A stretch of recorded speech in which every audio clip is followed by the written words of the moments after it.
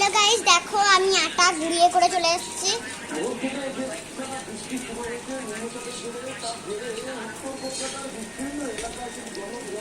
চুল লেগে গেছে। এই চুল লাগা আটা কে নাই বলো তো? এই জন্যই আমি আটা না বেলে এখানটায় চুপচাপ বসে আছি।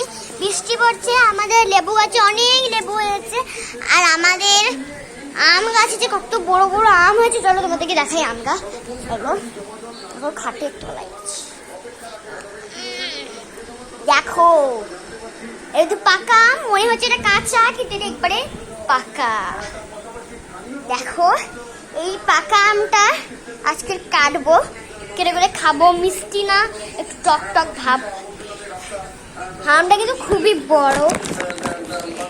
আমার কিন্তু সব গাছের আম বড়। দেখো এটা হলো সিন্দুরিকা গাছের আম। সিন্দুরিকা গাছের আম দেখো লাল হয়ে বাকি, কিন্তু লাল হয়নি, আমরা পেন্ট করবো।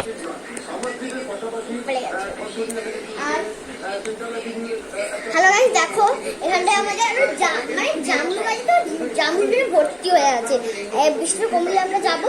তারপরে দেখো পেয়ারা গাছে পেয়ারাও হয়। দেখো তোমাদের পেয়ারাটা দেখাই। তো গাইস দেখো শুধু পেয়ারাটা। আর দীঘায় জগন্নাথ মন্দিরে এই যে পেয়ারা মাখা, আনারস মাখা হয়, তার থেকে এই ঘরের পেয়ারা মাখার কত সুন্দর একটা টেস্ট লাগে, কত সুন্দর একটা টেস্ট লাগে। দেখো খেয়ে নিতে ইচ্ছে করছে। আমার অনেক কলা গাছ আছে, ভর্তি ভর্তি কলা গাছ। সেই কলা গাছ থেকে একটা কাঁদিয়ে পেকে গেছে, সেটা দেখাবো জানো। এই দেখো কলা, এই কলাগুলো পেকে গেছে। চলো একটা কলা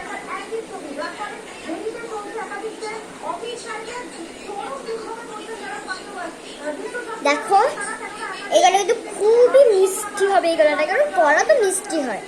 আর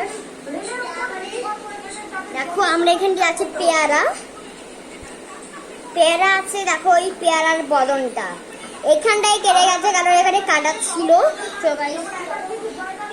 এবার যদি আমার কাছে যত মানে সব হয়েছে, যত আম হয়েছে, সব গাছে ভর্তি ভর্তি আচারও হয়েছে। দেখি তোমরা আচারটা যদি দেখো, আচার ডিব্বাটা এই দেখো, এই আচার ডিব্বা দেখেছো কত বড় একটা আচার ডিব্বা।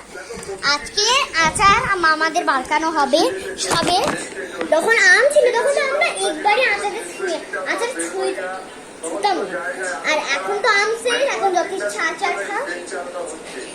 খুব গরম আমাদের ওখানটায়। দেখো পাখালে করে বাতাস করতে হচ্ছে বাবা, এত গরম।